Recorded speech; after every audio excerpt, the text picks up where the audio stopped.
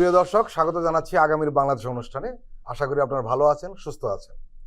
আলোচনার শুরুতেই চলুন পরিচিত হয়ে নেই আমাদের দুজন অতিথির সঙ্গে। আজকে আমাদের সঙ্গে আলোচনায় আছেন প্রফেসর ডক্টর এম জসিমউদ্দিন, পরিচালক centre for peace studies, north south university. আর রয়েছেন professor Saeed Ferdous, pro vice chancellor, Bangladesh উন্মুক্ত বিশ্ববিদ্যালয়। আপনাদের দুজনকেই স্বাগত। প্রফেসর সাইদ, ঢাকা বিশ্ববিদ্যালয়ের অধীনে 7 কলেজ আর থাকছে না, কিন্তু এই ঘটনাকে কেন্দ্র করে যে ধরনের অঘটন ঘটছে সেটি নিয়ে ব্যাপক আলোচনা হচ্ছে। আসলে শুরুটা কিভাবে হলো? এই প্রসঙ্গটা অনেক আলোচিত এবং যখন কিনা কলেজগুলো একটা সময় জাতীয় বিশ্ববিদ্যালয় যখন ছিল না, তখন কিন্তু সবগুলো কলেজই অধিভুক্ত কলেজ হিসেবে, অধিভুক্ত প্রতিষ্ঠান হিসেবে কোনো না কোনো বিশ্ববিদ্যালয়ের সাথে যুক্ত ছিল। রাজশাহী বিভাগের কলেজগুলো মোটামুটিভাবে রাজশাহী বিশ্ববিদ্যালয়ের অধীনে, চট্টগ্রামের কলেজগুলো চট্টগ্রাম এবং তৎসংলগ্ন এলাকার কলেজগুলো চট্টগ্রাম বিশ্ববিদ্যালয়ের অধীনে, এভাবেই ছিল। জাতীয় বিশ্ববিদ্যালয় যখন সৃষ্টি হলো, তখন এটা একটা হলো যে কলেজগুলো মোটামুটি জাতীয় বিশ্ববিদ্যালয়ের সাথে চলে যাবে। কিছু কলেজের ক্ষেত্রে সম্ভবত এই অপশন দেওয়া হয়েছিল, এটা আমি নিশ্চিত, এটা অনেকদিন আগের ঘটনা, কিন্তু আমি যতদূর মনে আছে আমার, যে সম্ভবত অপশন দেওয়া হয়েছিল যে তারা চাইলে জাতীয় বিশ্ববিদ্যালয়ের সাথে অধিভুক্ত হতে পারে, অথবা তারা ইতিমধ্যেই যেখানে অধিভুক্ত হয়েছিল সেখানেই থাকতে পারে। এইখানে আমি যেটা সাম্প্রতিক সময় লেখালেখির মধ্যে বা আলাপচারিতার মধ্যে এখানে একটু যোগ করে আপনার ইনফরমেশন আছে কিনা আমি জানি না, সেটি হলো যে ঢাকা বিশ্ববিদ্যালয়ের অধীনে 7টি কলেজ ছিল। অন্যান্য বিশ্ববিদ্যালয়ের অধীনে কি কোনো কলেজ রয়েছে? এখনো সম্ভবত আছে, খুব খুব কম সংখ্যক হয়তো হতে পারে, কিন্তু আছে। এখন ঢাকা বিশ্ববিদ্যালয় এইটা একটা এক্সেপশন, যে এই 7টা কলেজ স্ব নামে কিন্তু পরিচিত, এবং এদের ছাত্র সংখ্যা, এদের যে ধরনের প্রোগ্রাম এরা থ্রো করে থাকে তার সংখ্যা চিন্তা করলে এটা কিন্তু যথেষ্ট বড়। এখন যেটা আলাপচারিতার মধ্যে আসছে বা আমরা যেটা ইনফর্মালি শুনছি, এমনকি অনলাইন ভিত্তিক পত্রপত্রিকাতেও দেখা যাচ্ছে যে ঢাকা বিশ্ববিদ্যালয় থেকে এই 7টা কলেজে বের হলো না, সেটার সাথে তৎকালীন 2 উপাচার্যের ব্যক্তিগত দ্বন্দ্ব।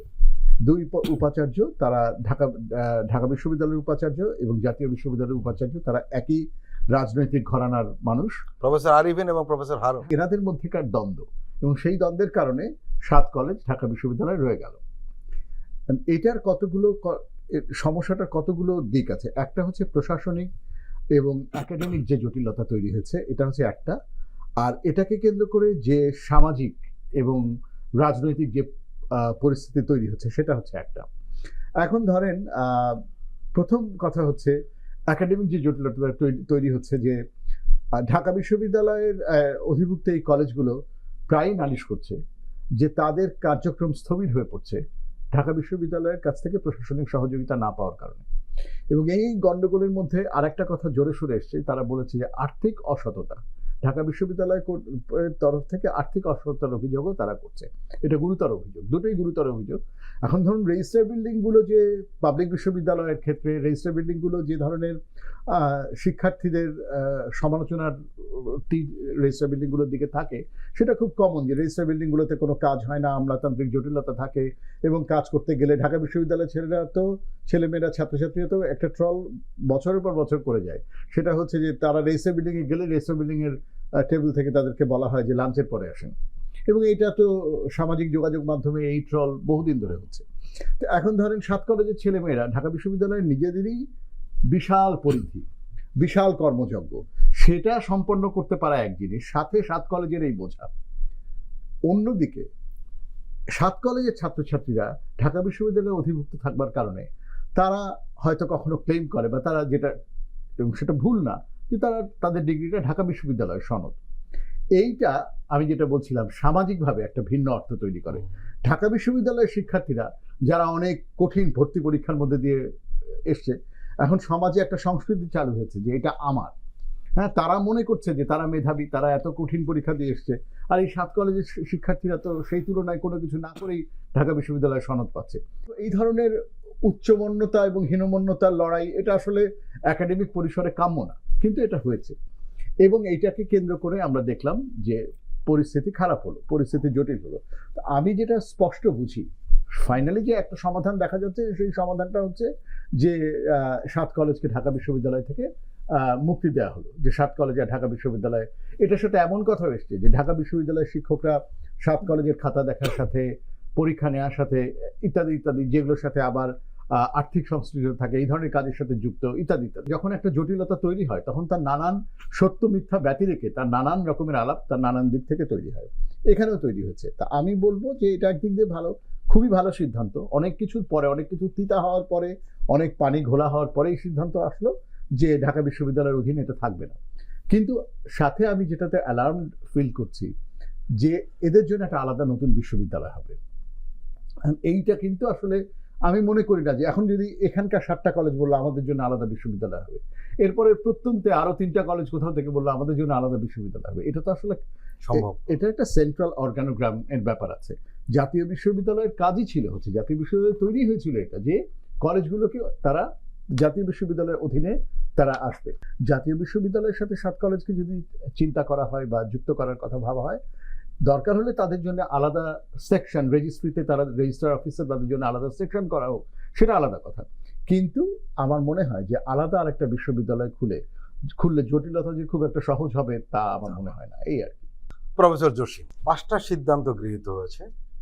ঢাকা বিশ্ববিদ্যালয় ভাইস চ্যান্সেলর ওই 7 কলেজের অধ্যক্ষদের সঙ্গে বৈঠক করার পরে সংবাদ সম্মেলনে এই 5টা সিদ্ধান্তের কথা জানিয়েছে। কিন্তু এখানে একটি বিষয় অমীমাংসিত রয়ে গেছে। সে বিষয়টি হলো যে আসলে কি হবে, তাহলে এই কলেজগুলোর অবস্থাটা কি দাঁড়াবে। জাতীয় বিশ্ববিদ্যালয়ের কথা বলা হচ্ছে, কিন্তু ছাত্ররা বলছে তারা জাতীয় বিশ্ববিদ্যালয়ের অধীনে যাবেন না এবং তাদের জন্য আলাদা বিশ্ববিদ্যালয় করা হবে, যেটি আসলে অবাস্তব এবং অসম্ভব এই মুহূর্তে। তাহলে সমাধানটা কি? 7 কলেজের জন্য একটি গঠনমূলক সিদ্ধান্ত অতি দ্রুত নেওয়া প্রয়োজন। খুবই অনাকাঙ্ক্ষিত, অনভিপ্রেত, দুঃখজনক ঘটনা আমরা দেখলাম। ঢাকা বিশ্ববিদ্যালয়ের ছাত্র এবং ঢাকা কলেজ সহ 7 কলেজের ছাত্রদের মধ্যে যে দ্বন্দ্ব, যে সংঘর্ষ, বিশেষ করে আমরা যখন এই ধরনের কোনো সংঘর্ষ এই অন্তর্বর্তীকালীন সময়ে, সরকারের সময় আমরা দেখি, আমরা খুবই চিন্তিত হয়ে পড়ি। যে কারণ বিভিন্ন রকম ষড়যন্ত্র হচ্ছে বিভিন্নভাবে। যেই ছাত্ররা আপনার জুলাই রেভলিউশনে একটা ফ্যাসিস্ট সরকারকে হটিয়েছে, তাদের ভিতর, তাদের মধ্যে একটা বিভক্ত অবশ্যই জাতি দেখতে চায় না। তো এখন যেটা আসলে ভাই খুব সুন্দর করে বলেছেন ইতিমধ্যে, এইটা একটা ভুল সিদ্ধান্ত ছিল যে 2জন শিক্ষক এবং 2জন ভাইস চ্যান্সেলর, ঢাকা ইউনিভার্সিটি এবং ন্যাশনাল ইউনিভার্সিটির ভাইস চ্যান্সেলর দ্বন্দ্বের কারণে এই যে একটা পরিস্থিতি সৃষ্টি হয়েছে। ঢাকা বিশ্ববিদ্যালয়ের নিজস্ব সীমাবদ্ধতা রয়েছে, যেটা ইতিমধ্যে উনি বলেছেন। তার মধ্যে আবার এতগুলো কলেজের স্টুডেন্টদের তাদেরকে যেই সহযোগিতা করা, প্রশাসনিক বা একাডেমিক, তো এটা আসলে একটা কঠিন বিষয় ছিল। আমিও মনে করি যে জাতীয় বিশ্ববিদ্যালয়ের অধীনেই এই বা অধিভুক্ত করাই উচিত। তবে সেই ক্ষেত্রে প্রশ্ন আসছে যে ছাত্ররা মানছে না। তো বিকল্প 7টা কলেজের যে পরিমাণ তাদের ছাত্রছাত্রী আছে এবং যে স্ট্রাকচার তাদের আছে, এবং ঢাকা কলেজ, তিতুমির কলেজ, এগুলো অনেক বড় এবং অনেক পুরাতন। তো সেই ক্ষেত্রে বিকল্প চিন্তা যে এই 7টাকে একটা নতুন বিশ্ববিদ্যালয়ের অধিভুক্ত করে আদৌ কি ভাবা যায় কিনা, এবং সেই ক্ষেত্রে শুধু বিশ্ববিদ্যালয়ে করলেই তো হবে না। বিশ্ববিদ্যালয়ের জন্য যে একটা স্ট্যান্ডার্ড মেনটেন করতে হবে। যেমন আমি দেখছিলাম ইউটিউবে ছাত্রদের একজন প্রতিনিধি বলছিল 7 কলেজকে আন্তর্জাতিক মানের বিশ্ববিদ্যালয় ঘোষণা করতে হবে। তো এখন আন্তর্জাতিক বিশ্ববিদ্যালয়ের জন্য যে এটার যে স্ট্যান্ডার্ড প্রয়োজন এবং যে শিক্ষক নিয়োগ দিতে হবে, যে প্রক্রিয়া করতে হবে, সেইটা আসলে কতটুকু এখন সম্ভব, আমাদের যে লিমিটেড যে রিসোর্স রয়েছে। তো এই ক্ষেত্রে আমি কংক্রিট ভাবে যে সমাধানটা আমি মনে করি যে প্রতিনিধি যারা আছেন আমাদের সরকার এবং শিক্ষক ছাত্রদেরকে নিয়ে একটা কমিটি করে একটা গঠনমূলক সিদ্ধান্তে আসা, যেটা অবাস্তব কিছু না। সেই ক্ষেত্রে আমি ব্যক্তিগতভাবে আমিও সাইদ ভাইয়ের সাথে একমত যে এটা জাতীয় বিশ্ববিদ্যালয়ের অধিভুক্ত হওয়া উচিত। প্রফেসর জসিম, আপনি নিশ্চয়ই লক্ষ্য করেছেন যে এই ঢাকা বিশ্ববিদ্যালয়ের অধীনে 7টি কলেজ নেওয়ার পরে প্রকৃতপক্ষে এই কলেজগুলোর শিক্ষার্থীদের জীবন কিন্তু একদম শেষ হয়ে গেছে। কেন? সেটি হলো যে আমরা লক্ষ্য করেছি 7 বছর 6 বছরে তাদের অনার্স শেষ হয় না, মানে একেবারে একটা অবহেলিত অবস্থা চলে গিয়েছিল। এবং এখানে যারা শিক্ষার্থী ছিলেন তাদের সমবয়সের অনেক আগে ভাগে পাশ করে বেরিয়ে গিয়েছেন, কেউ চাকরি নিয়ে নিয়েছেন, কিন্তু এদের অবস্থা এখনো ছাত্র হিসেবে রয়ে গিয়েছে এবং এদের কোনো ফিউচারও নাই, এমন একটা অবস্থা দাঁড়িয়েছে। পড়াশোনা তো অনেক পরের প্রশ্ন, ক্লাস টেস্টে কিছু হয় না, কিন্তু পরীক্ষাটা ঠিক মতো হবে, রেজাল্টটা ঠিক মতো টাইম মতো হবে, এটাও নয়। ফাইনালি কিন্তু এই 2 ভাইস চ্যান্সেলরের দ্বন্দ্বের শিকার হয়েছে লাখ লাখ ছাত্র, হাজার না, কারণ এটা কয়েক বছর হয়ে গেছে। এখন এই ছাত্রদের মানানোর বিষয়টা এসছে, কারণ আমরা লক্ষ্য করেছি এই সরকার আমলে দাবির একটা মিছিল চলে আসছে, বাস্তবতা অবাস্তবতা নেই। এইখানে রাজনৈতিক দলগুলো বা অংশীজনরা এখানে একটা ভূমিকা রাখতে পারত, তাদের আমরা কোনো খোঁজ খবর পাচ্ছি না। শুধু বৈষম্যবিরোধী ছাত্র আন্দোলন সেই সংঘর্ষটা থামাতে গিয়েছিল, কিন্তু এই বিষয়ে কেউ মুখ খুলছে না, কারো কোনো দায়িত্ব নেই। বিশেষ করে অন্তর্বর্তীকালীন সরকারের এই সময় রাজনৈতিক দলগুলোর ভূমিকা অত্যন্ত গুরুত্বপূর্ণ। যে কোনো একটা ডিসিশন মেকিং প্রসেসে সেটা এই অন্তর্বর্তীকালীন সরকারকে সহযোগিতা করবে। তো আমরা বৈষম্য বিরোধী ছাত্র আন্দোলনের নেতা হাসনাতকে মানে খুবই অ্যাক্টিভভাবে মানে সংঘর্ষ থেকে ফেরানোর জন্য সে অনেক চেষ্টা করেছে। রাজনৈতিক দলগুলো যতটুকু এই বিষয়ে কোনো সিগনিফিক্যান্ট কোনো ভূমিকা আমাদের চোখে পড়ে নাই, যে এই ক্ষেত্রে তারাও একটা আলোচনার অংশী হতে পারে, মতামত দিতে পারে। লক্ষ লক্ষ ছাত্রদের ভবিষ্যৎ, যেটা আপনি বললেন, নির্ভর করছে, এবং এই ছাত্রদেরই আন্দোলনের ফসল কিন্তু এই রাজনৈতিক দলগুলো আসার পথকে সুগম করেছে, বা অন্তর্বর্তীকালীন সরকার যে আশা আকাঙ্ক্ষা সামনে নিয়ে আসছে। তো আমি মনে করি যে রাজনৈতিক দল, বিশেষ করে বৃহত্তর রাজনৈতিক দল বিএনপি, জামাত সহ যে বাম ঘরানার যে রাজনৈতিক দলগুলো আছে, এবি পার্টি, সকলকেই এই ব্যাপারে তাদের স্ব ক্ষেত্রে ভূমিকা রাখা উচিত। প্রফেসর সাইদ, শিক্ষা সংক্রান্ত আরেকটা জটিলতা তৈরি হয়েছে, সেটি হলো 24 বিশ্ববিদ্যালয়ে গুচ্ছ ভর্তি পরীক্ষা এবং একটা বহাল রাখার নির্দেশ দেওয়া আছে, কিন্তু কোনো কোনো বিশ্ববিদ্যালয় নিতে চাচ্ছে না। এই গুচ্ছ পরীক্ষার সুবিধা অসুবিধা আমরা দেখেছি। সবচেয়ে সুবিধা সেটা পায় ছাত্রছাত্রীরা এবং গার্জিয়ানরা, সারা দেশব্যাপী তাদের দৌড়াতে হয় না। নিঃসন্দেহে একটা ভালো উদ্যোগ, এবং একটা বিরোধিতা করেছে এমন আমরা কোনো গার্জিয়ান বা শিক্ষার্থীদের মুখে শুনিনি, বরঞ্চ সবাই একটা স্বস্তি নিঃশ্বাস ফেলেছিল। কিন্তু মাঝখান থেকে কিছু কিছু বিশ্ববিদ্যালয় থেকে বেরিয়ে যেতে চাচ্ছে, আবার সরকারকে নির্দেশ দিতে হচ্ছে। গার্জেনদের দিক থেকে বা শিক্ষার্থীদের দিক থেকে বড় কোনো নালিশ শোনেন নাই, কিন্তু এটাও দেখবেন যে বড় বিশ্ববিদ্যালয়গুলো এই গুচ্ছ প্রক্রিয়ার মধ্যে ঢোকে নাই, আগের থেকে একটা বিবাদ রয়ে গেছে। সুতরাং সরকার যখন থেকে এই গুচ্ছ পরীক্ষা, আমি মনে করি যে এটা একটা শুভ চিন্তাই ছিল, ভালো চিন্তাই ছিল। আসলেই তো এটা কেমন কথা যে ধরেন 10টা জায়গায় পরীক্ষা দেওয়ার জন্য ছুটবে, হ্যাঁ, সারা রাত জার্নি করে একখানে পরীক্ষা দিয়ে সারা রাত জার্নি করে সে আরেকখানে কোনো রকম এসে দাঁড়াবে, তার ফ্রেশ হওয়ার জায়গা নাই, টয়লেট করার জায়গা নাই, কোনো রকমের দৌড়তে দৌড়তে পরীক্ষা দেবে, এটা অমানবিক। বড় ইউনিভার্সিটিগুলো, হ্যাঁ, বিশেষ করে 73-এর অ্যাক্টের সাথে যুক্ত যে বড় পাবলিক বিশ্ববিদ্যালয়গুলো, তারা কিন্তু এখান থেকে প্রথমেই সরে গেল, তারা কেউ এটার মধ্যে অংশ নিল না। এবং ওইভাবে বলতে গেলে 2-1টা বিজ্ঞান ও প্রযুক্তি বিশ্ববিদ্যালয় শুরুতে বোধহয় এগিয়ে আসলো, তারপরে অন্যরা যুক্ত হলো। এখন এইখানে কতগুলো ব্যাপার আছে, যদি আমি খুব রূঢ় শোনাবে, ভর্তি পরীক্ষার সাথে অনেক কিছু যুক্ত। বিশ্ববিদ্যালয়ের আয় রোজগার জড়িত, বিশ্ববিদ্যালয়ের আয় রোজগার, বিশ্ববিদ্যালয়ে ভর্তি পরীক্ষার সাথে যুক্ত যে শিক্ষকরা, কর্মকর্তা কর্মচারীরা, মূলত শিক্ষকরা, কর্মকর্তা কর্মচারীরা কম, তাদের আয় রোজগার এগুলোর সাথে জড়িত। এটা কি একটা রিজন যে বড় বিশ্ববিদ্যালয়গুলো এটার সাথে যুক্ত হতে চায় না? তারা যখন গুচ্ছ প্রক্রিয়ার মধ্যে যুক্ত হয়ে যাবে, তখন তাদের বছরে যে এরকম একটা মোটা অঙ্কের আয় রোজগারের সুযোগ, সেটা তাদের হাতছাড়া হয়ে যাবে। সেটা কি? তারা কিন্তু সেটা বলেন না। তারা বলেন পরীক্ষা পদ্ধতির স্বচ্ছতা, তারা বলেন বেটার স্টুডেন্ট পাবো, ইত্যাদি ইত্যাদি। হয়তো সেটাও ঠিক, আমি কোনোটাকেই ক্যান্সেল আউট করতে চাই না। তাদের কথার মধ্যে যে যুক্তি নাই, যে যেমন জাহাঙ্গীরনগরে এক সময় ইউনিট ভিত্তিক পরীক্ষার আগে ছিল, আমরা যখন ছাত্র ছিলাম ইউনিট ভিত্তিক পরীক্ষার আগে ছিল বিষয় ভিত্তিক পরীক্ষা। তাই ইউনিট ভিত্তিক যখন করা হলো তখন এই কথাটা উঠলো যে ইউনিট ভিত্তিক হলে আমরা যে ধরনের ছাত্র পাচ্ছি বিষয়ভিত্তিকে তার চাইতে বেটার ছাত্র পেতাম।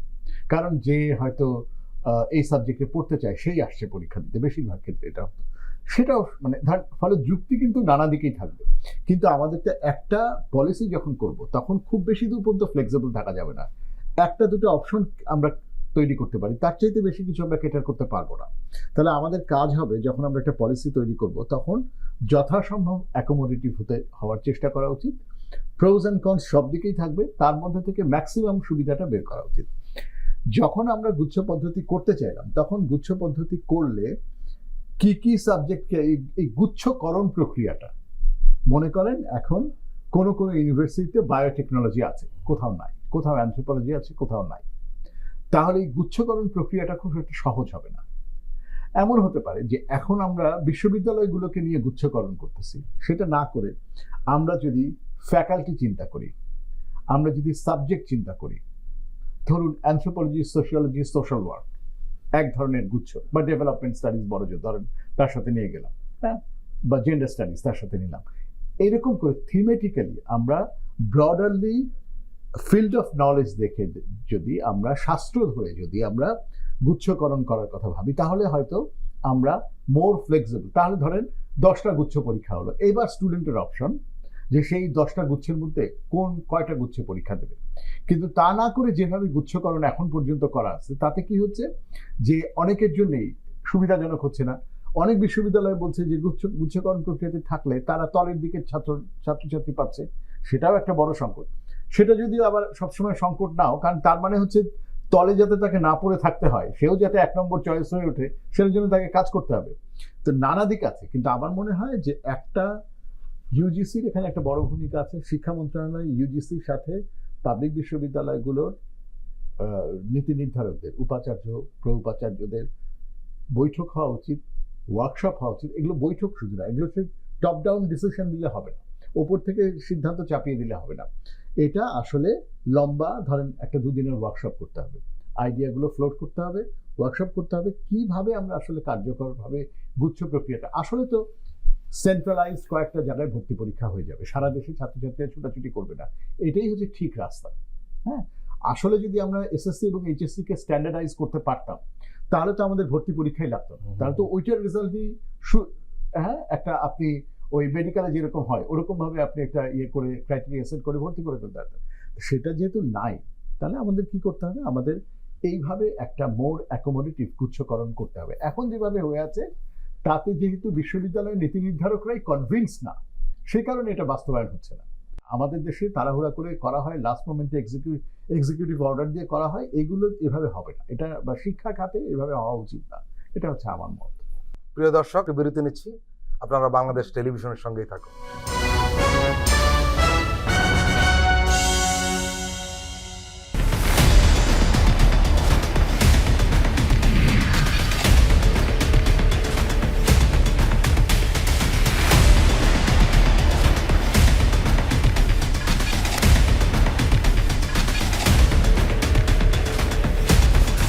নিপীড়নের স্মৃতি, প্রযোজনা মোহাম্মদ হাসান রিয়াদ ও গোলাম মোর্শেদ। দেখবেন প্রতি শুক্র ও শনিবার সন্ধ্যা 7টায়।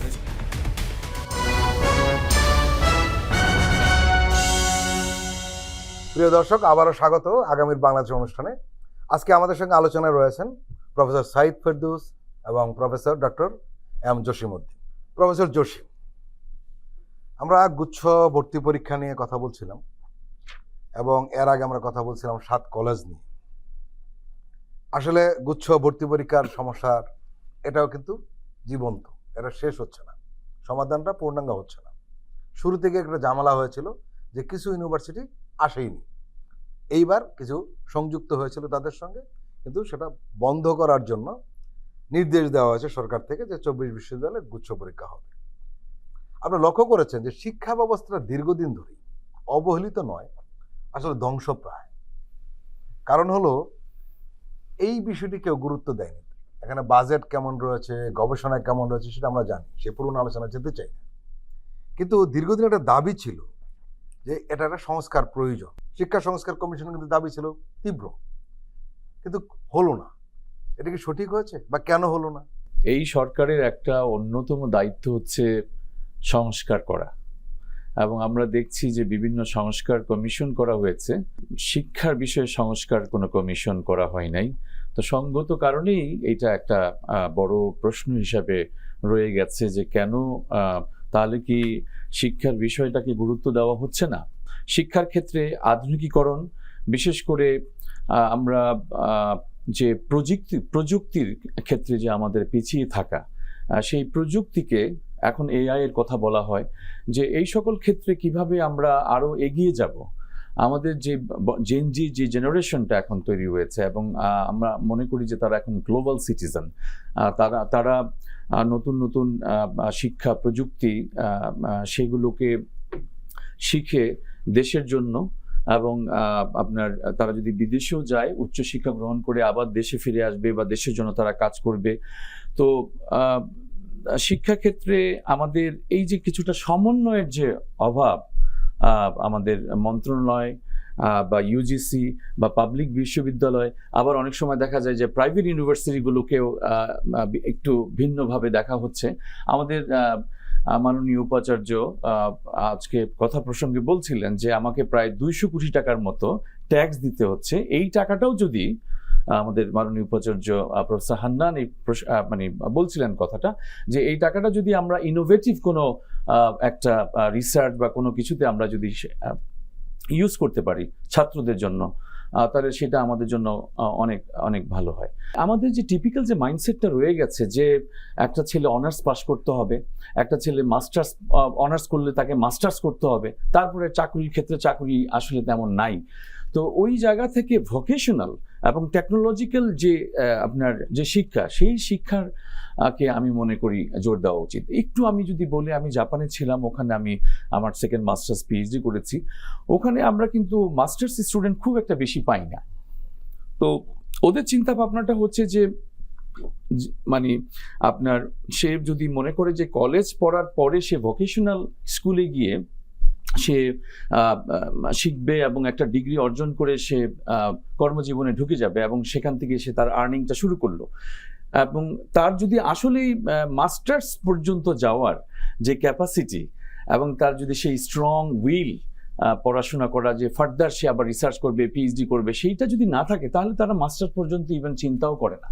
টেকনিক্যাল স্কুল, কলেজ, ইউনিভার্সিটি এই জায়গাটাতে কিন্তু আরো বেশি জোর দেওয়া উচিত, যাতে আমরা we can produce more skilled human resource.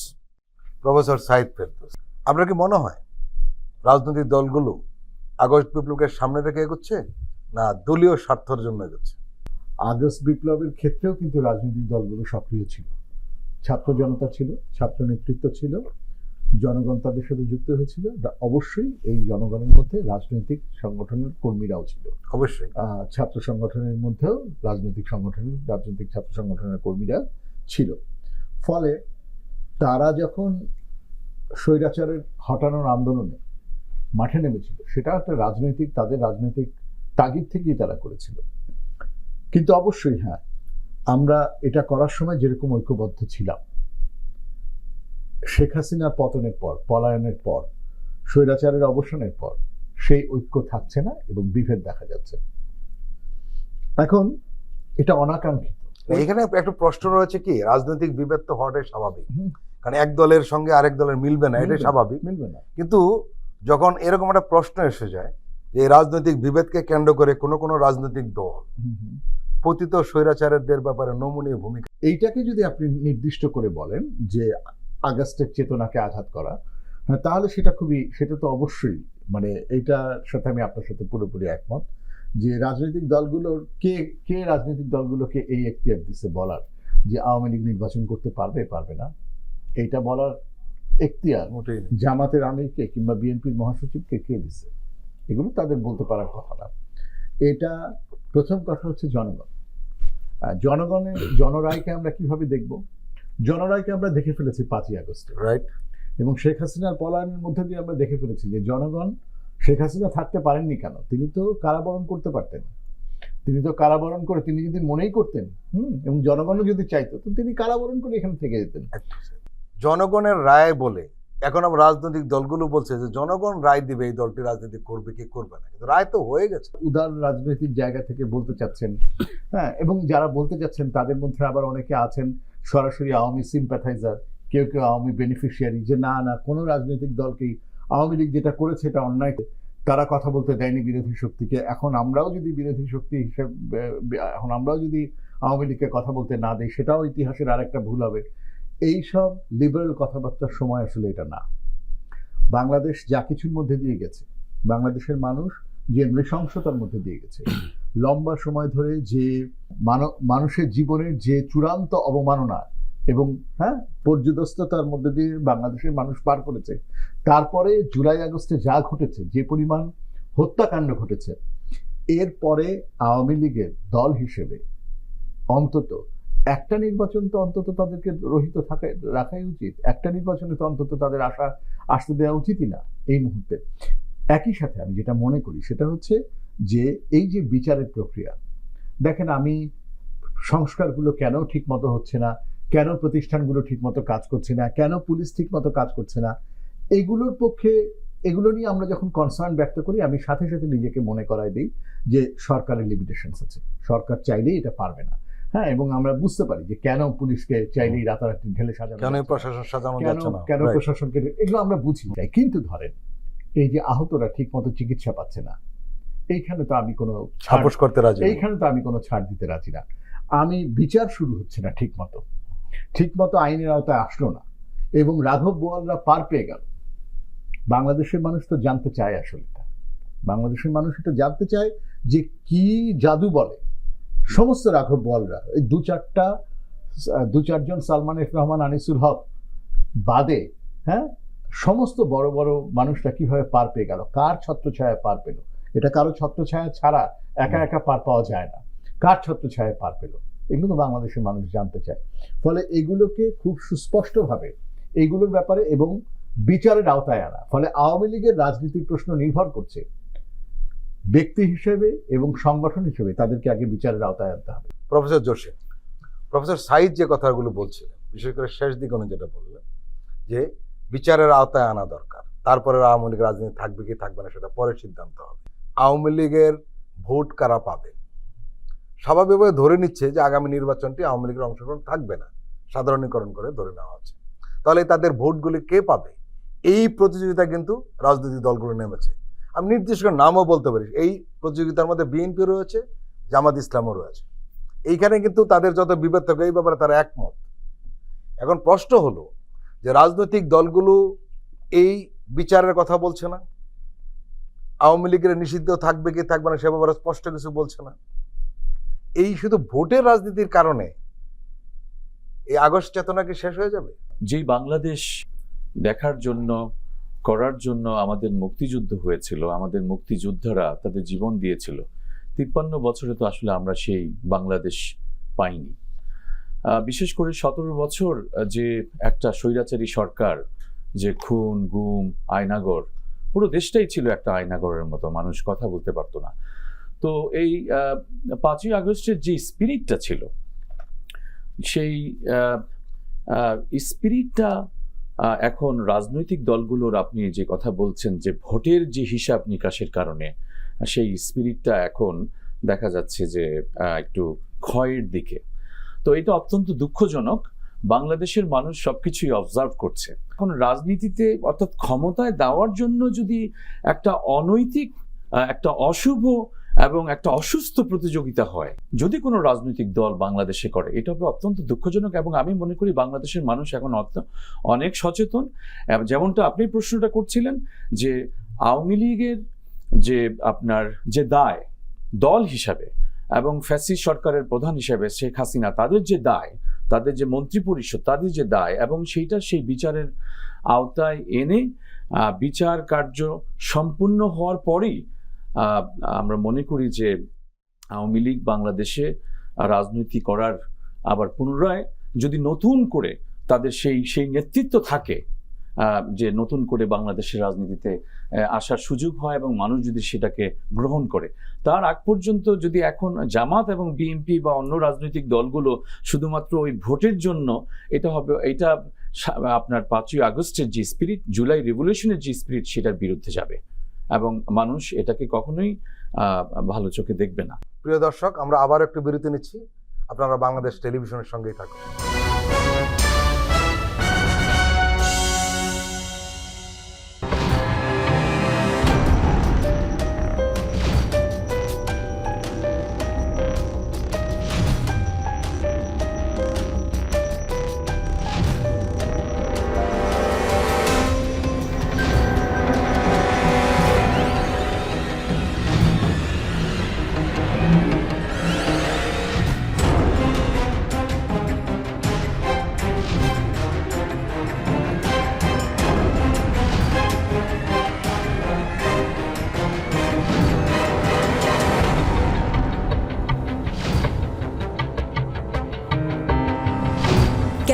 বাংলাদেশে অর্থনীতি দেখবেন প্রতি সোম ও মঙ্গলবার রাত 10:20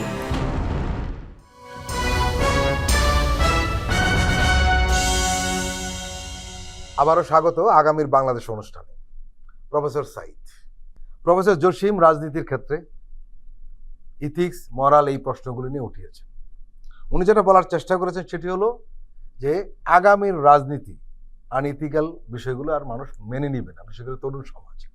কারণ অগাস্ট বিপ্লবের চেতনাটা এরকমই ছিল যে এখানে আগের রাজনীতি হবে না, কিন্তু আমরা দেখছি যে সেটা আসলে রাজনৈতিক দলগুলোর আচরণে কিন্তু প্রকাশ পাচ্ছে না। এই মুহূর্তে আমরা যে দুটো রাজনৈতিক দলকে বড় স্টেক হোল্ডার দেখছি তাদের মধ্যে এর অনুপস্থিতি।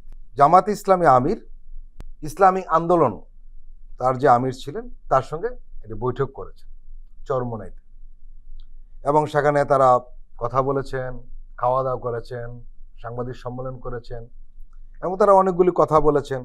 বিশেষ করে ইসলামী আন্দোলনের আমির তখন বলছিলেন এরপরে একটি অনুষ্ঠানে, ওই মিটিংয়ের পরে, যে আগামী জাতীয় নির্বাচনে ইসলামের পক্ষে একক বাক্স দেওয়ার চেষ্টা চলছে এবং এটি চলমান রয়েছে। এই বৈঠকের পরপর বিএনপি একটা রিয়াকশন দিয়েছে এবং বিএনপির নেতারা বলেছেন, একাধিক নেতা, যে স্বাধীনতা বিরোধী এবং ফেসিবাদের সহযোগীর মিলন হয়েছে। এরপরে আবার চরমোনাইয়ের আমির একটি বক্তব্য রাখলেন বিএনপির বিরুদ্ধে এবং বললেন যে বিএনপি ক্ষমতা আসলে কি কি করবে আমরা ইতিমধ্যে জেনে গেছি, নতুন আর কিছু নয়। কিন্তু আমরা লক্ষ্য করলাম যে এই উত্তপ্ত পরিবেশ হওয়া সত্ত্বেও দেখা গেল যে বিএনপির মহাসচিব মির্জা ফখরুল ইসলাম আলমগীর এই ইসলামী আন্দোলন বাংলাদেশের অফিসে গিয়ে আবার চরমোনাই পীরের সঙ্গে বৈঠক করলেন এবং সেখানে তারা 10 দফা দাবি উত্থাপন করলেন এবং অনেকগুলি কথা রয়েছে, আমরা সেই প্রসঙ্গে যাচ্ছি না। আসলে সেই ভোটের রাজনীতির হিসাব নিকাশ, এখানে মরাল নৈতিকতার প্রশ্নটি কিন্তু একেবারেই গৌণ। আপনি কি বলবেন? রাজনীতির মাঠে, ভোটের রাজনীতিতে এগুলোর কারেন্সি আছে। ভোটের রাজনীতি এগুলো কাজ করে, তো যখন কাজ করে তখন এগুলোই হবে।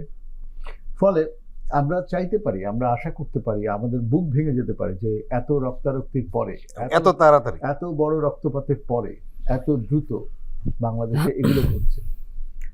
ভোটের রাজনীতি যতদিন থাকবে এবং এইগুলো এই ধরনের এলিমেন্ট থাকবে। এখন ধরেন, এবং এগুলোকে অ্যাট দ্য সারফেস বিশ্বাস করারও কিছু নাই। প্রত্যেকটাই হচ্ছে রাজনৈতিক বক্তব্য, তাই না? এবং প্রত্যেকটা কাজই হচ্ছে রাজনৈতিক কাজ। জামাত গেল ওই অফিসে, তারপরে তারা একসাথে একটা স্টেটমেন্ট দিলেন, বা তিনি পাবলিকলি একটা স্টেটমেন্ট দিলেন, বিএনপি একটা জবাব দিল, তিনি আবার একটা জবাব দিলেন, তারপর বিএনপি আবার তার সাথে গেল, তারা আবার একসাথে।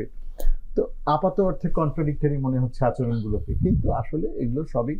এবং রাজনীতিতে আমরা জানি পুরনো প্রবাদটা, তাই না, যে রাজনীতিতে শত্রু মিত্র বলে কিছু নাই। ফলে এগুলো নিয়ে আসলে আমরা কমেন্ট করতে যাব না, এগুলো নিয়ে আসলে কমেন্ট করে লাভ নাই, এবং এগুলো আমরা ঠেকাতেও পারবো না। আমাদের খারাপ লাগতে পারে যে আমাদের রাজনীতিবিদরা, মানে সারা পৃথিবীতেই তো রাজনীতি চলে, মার্কিন যুক্তরাষ্ট্রের লবিস্টদের যে ধারণা, এটা কোন অর্থে এথিক্যাল? লবিস্ট রাখার, লবিস্ট নিয়োগ করে রাজনীতি করার রাস্তাটা কোন অর্থে এথিক্যাল? কিন্তু এটা তো ইনস্টিটিউশনালাইজড অলরেডি। তো এবং এটার সাথে পয়সা যুক্ত, তাই না, পয়সা যুক্ত, ক্ষমতা যুক্ত, সবই যুক্ত। ফলে আপনি পৃথিবীর মানচিত্র থেকে এগুলো হঠাৎ করে উধাও করতে পারবেন না, বাংলাদেশ থেকেও পারবেন না। বৈষম্য বিরোধী ছাত্র আন্দোলনও বহু জায়গায় ছত্রখান হয়ে ভাগ ভাগ হয়ে গেছে, বিভক্ত হয়েছে। নিজেদের ক্যাম্পাসে তারা চ্যালেঞ্জের মুখে পড়েছে।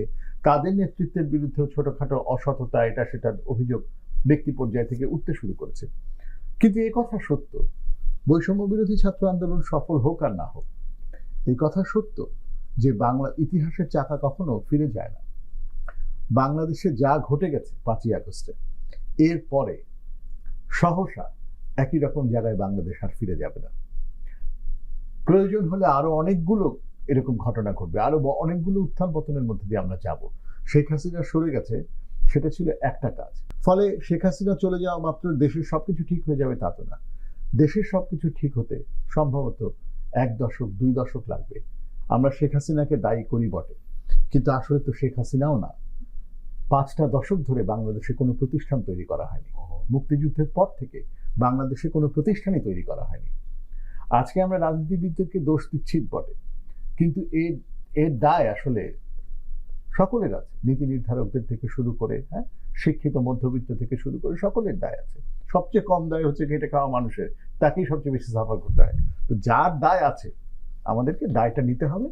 আমরা রাজনীতিবিদদেরকে এটাই বলবো, আমরা এটাই চাইবো যে তারা করুক রাজনীতির মাঠে স্ট্র্যাটেজি, তারা ভোটের জন্য দর কষাকষি করুক গা, এতে আমাদের কোনো অসুবিধা নাই। কিন্তু আমরা যেটা দেখতে চাইবো যে একটা ন্যূনতম জায়গায় দেশের কথা ভেবে একটা ন্যূনতম জায়গায় তাদেরকে কতগুলো বিষয়ে ঐকমত্য তৈরি করতে হবে।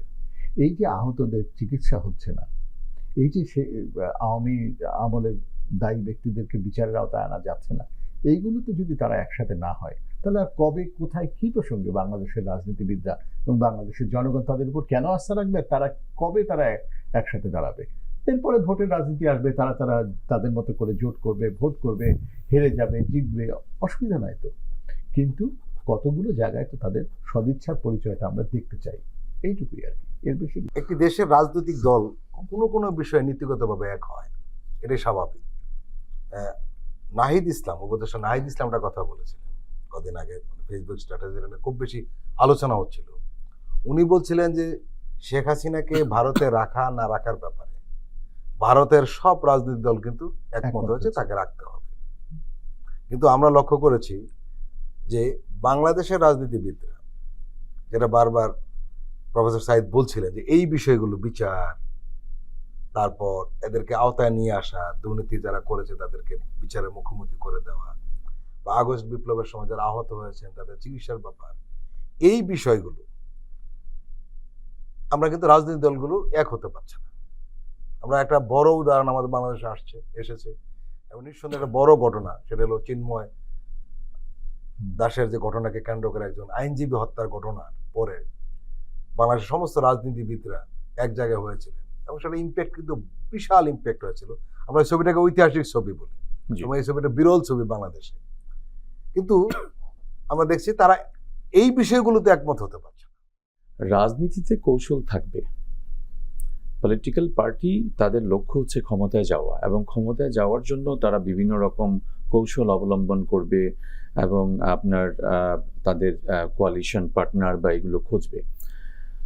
আমি যেটাকে অসুস্থ মনে করি, আমি যেটাকে মনে করি যে কমপ্লিটলি আনএথিক্যাল, সেটা হচ্ছে যে স্বৈরাচারী ফ্যাসিস্ট সরকার, যে আওয়ামী লীগের, তাদের সাথে কোনো রকম আন্ডারস্ট্যান্ডিং বা তাদেরকে আবার রাজনীতিতে ফিরিয়ে আনা বিচারের আগে সেটা গ্রহণযোগ্য না। সেটার সাথে কিন্তু আমি এই যে চরমনাই পীর একটা কমেন্ট করেছেন, আবার পাল্টা কমেন্ট হয়েছে, এইটা রাজনীতি থাকবে, ওইটার সাথে আমি এটার তুলনা করব না। এইটা কারণ বিএনপি দেখছে যে জামাত আগের তুলনায়, এটা সবাই দেখছে যে আগের তুলনায় তারা অনেক বেশি ভিজিবল এবং তাদের গ্রহণযোগ্যতা হয়তো বাড়ছে, আমরা তাদেরকে আরো বেশি অ্যাক্টিভ দেখছি। তো বিএনপি যেহেতু বাংলাদেশের সবচেয়ে বড় রাজনৈতিক দল এবং এটা মনে করা হচ্ছে যে বিএনপি হয়তো ক্ষমতায় যেতে পারে, তো বিএনপির ভিতরেও তার সেই কনসার্নটা, এই জন্য ওই ফ্যাসিস্টের দোসর মুক্তিযুদ্ধ বিরোধী শক্তি এক হয়েছে।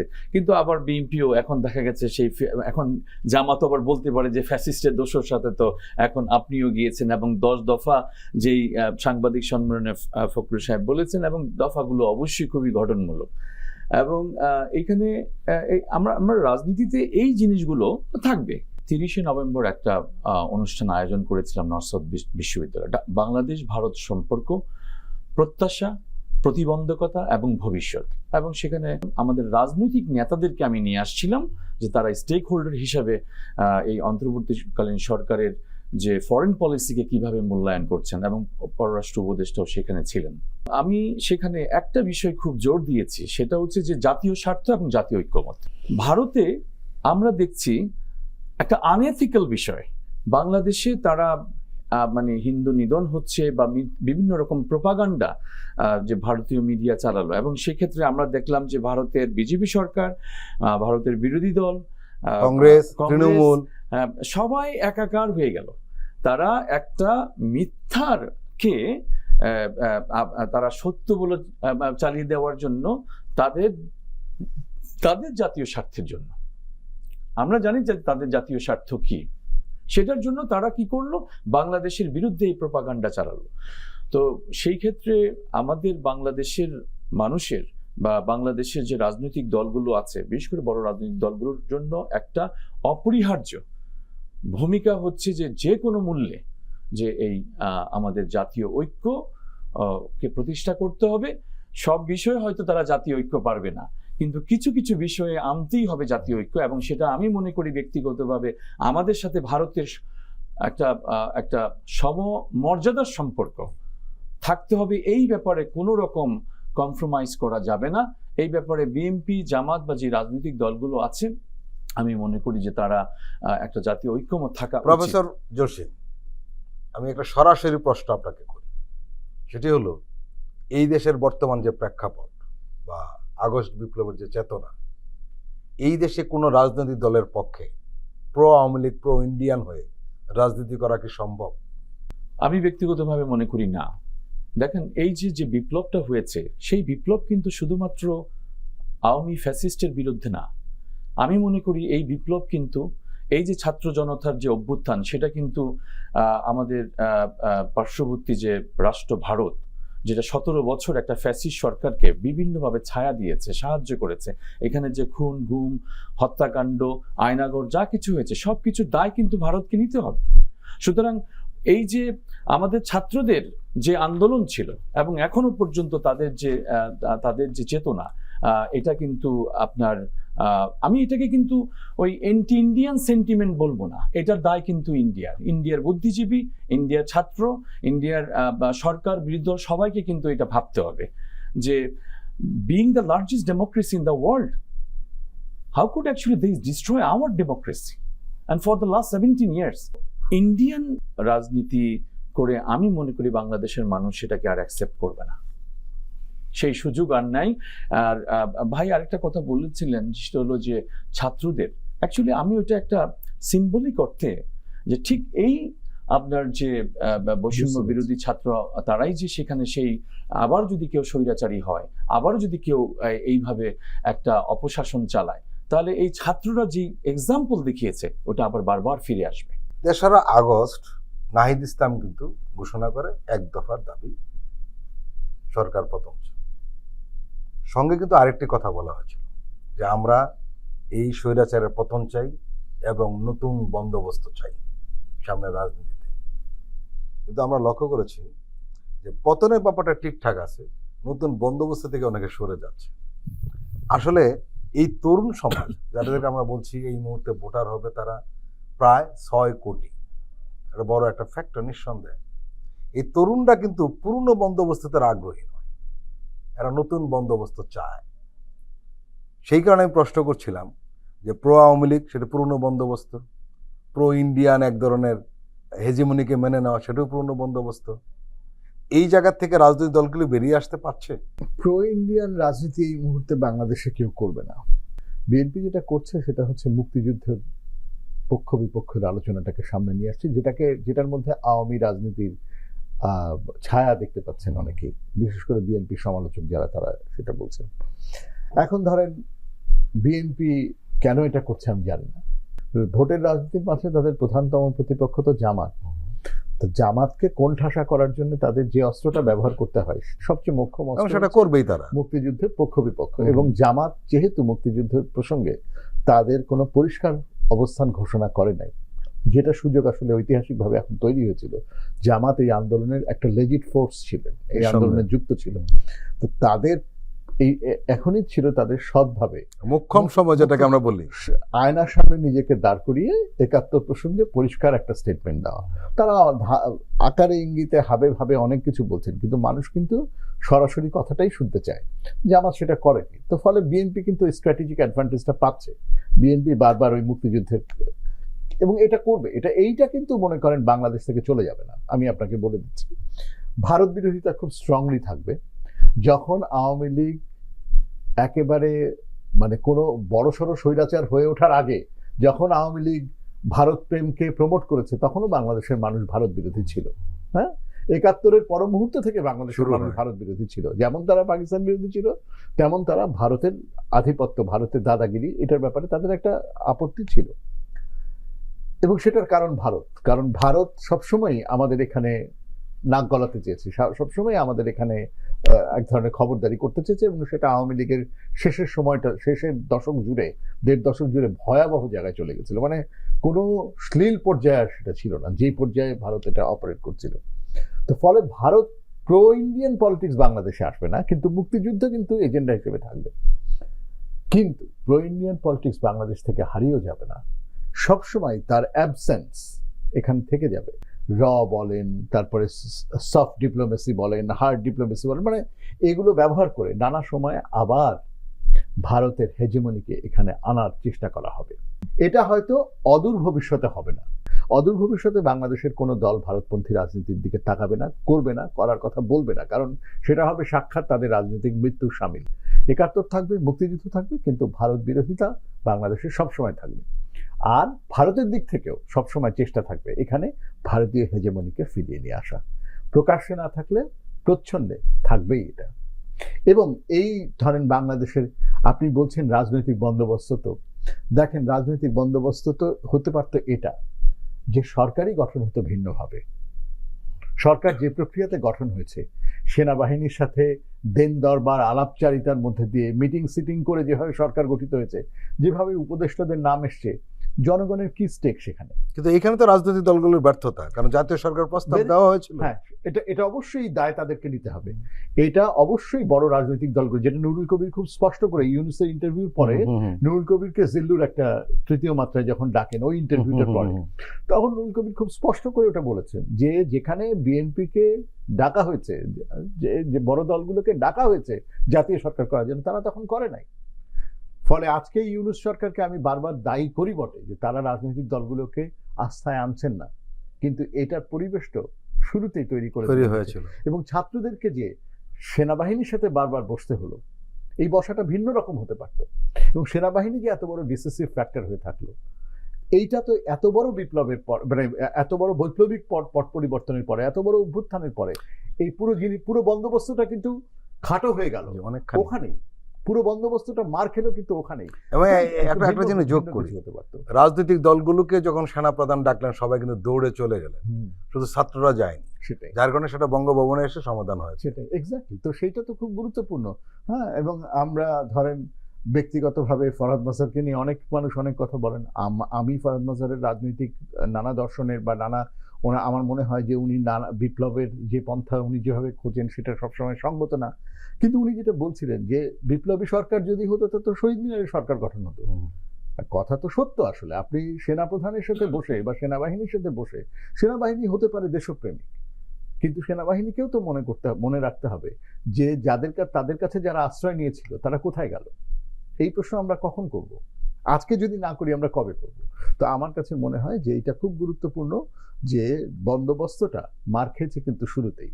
হ্যাঁ, তো এটা এই আর তারপরে আমি আশা করি যে বাংলাদেশে, মানে আশা করি না, তারপরে আমি নিশ্চিত যে বাংলাদেশের মানুষ কখনোই ওই ভারত কেন্দ্রিক রাজনীতির মধ্যে ঢুকতে চাইবে না। প্রফেসর ডক্টর এম জসিমউদ্দিন এবং প্রফেসর সাইদ ফেরদৌস, আপনারা দুজনেই আমাদের দীর্ঘ সময় দিলেন, আপনাদের আন্তরিক ধন্যবাদ। আপনাকেও আমাদের পক্ষ থেকে অনেক ধন্যবাদ। আপনাকে ধন্যবাদ। প্রিয় দর্শক, আজকের অনুষ্ঠান আমরা এখানে শেষ করছি। আপনারা ভালো থাকবেন, সুস্থ থাকবেন। আল্লাহ হাফেজ।